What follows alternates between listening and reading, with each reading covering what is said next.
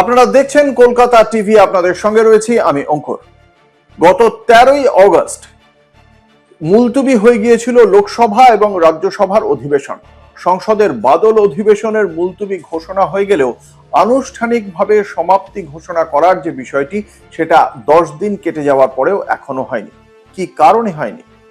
যেটা প্রথা, সেই প্রথা বা রীতি অনুযায়ী এর আগেও আমরা দেখেছিলাম বাজেট অধিবেশন যখন 18ই এপ্রিল শেষ হয়েছিল, দুটি কক্ষের অধিবেশন মুলতবি হয়ে গিয়েছিল। তারপরে 20শে এপ্রিল আনুষ্ঠানিকভাবে যে বাজেট অধিবেশন শেষ হলো সেটা জানিয়ে দেওয়া হয়েছিল।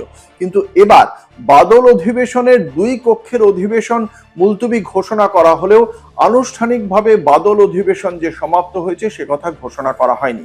এখানেই বিরোধীদের বক্তব্য, এর মানে বাদল অধিবেশন সমাপ্তি ঘোষণা না করে একটা বিশেষ অধিবেশন ডাকার যে সংস্থান তা বজায় রেখে দিচ্ছে কেন্দ্রীয় সরকার, এবং বিশেষ অধিবেশন ডেকে আসন পুনর্বিন্যাস সংশোধনী বিল তারা পাশ করিয়ে নিতে চায়, বা নারী যে ক্ষমতায়ন বিল, যে নারী সংরক্ষণ বিল, সেই বিলও তারা পাশ করাতে চাইছে। এবং এক্ষেত্রে বিরোধী রাজনৈতিক দলগুলির অনুমান যে বিভিন্ন দক্ষিণের যে সমস্ত রাজ্যগুলি রয়েছে সেই সমস্ত রাজ্যগুলির বিভিন্ন রাজনৈতিক দলের সঙ্গে কথা চালিয়ে যাচ্ছে কেন্দ্রীয় সরকার।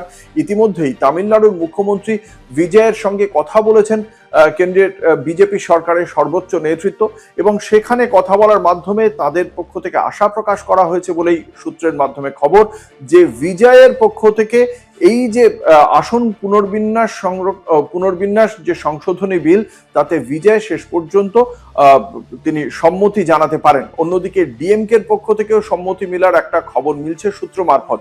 ফলে সেই বিষয়গুলি যদি সবকট সাংসদরা যদি এদিকে সম্মতি দেন, সেক্ষেত্রে যেটা কেন্দ্রীয় সরকারের পক্ষ থেকে বলা হয়েছিল যে আসন পুনর্বিন্যাস যদি হয়, প্রত্যেকটি রাজ্যের সংসদীয় আসন সংখ্যা 50% করে বাড়ানো হবে।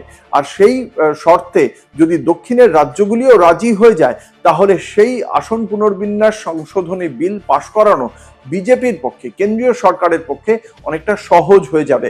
এবং সেই কারণেই কি তাহলে বাদল অধিবেশনের যে আনুষ্ঠানিক সমাপ্তি তার ঘোষণা করছে না কেন্দ্রীয় সরকার? এমনটাই মনে করছে কংগ্রেস সহ বিভিন্ন বিরোধী রাজনৈতিক দল। ফলে সেই কারণেই এই ঘোষণা এখনো অবধি কেন হয়নি তা নিয়েই রাজধানীর অলিন্দে চলছে বিভিন্ন রকম রাজনৈতিক জল্পনা। দেখা যাক এই বিষয়ে সর্বশেষ কি সিদ্ধান্ত হয়, সেদিকে অবশ্যই নজর থাকবে, এবং তার জন্য আপনাদের দেখতে হবে কলকাতা টিভি রাত দিন 7 দিন।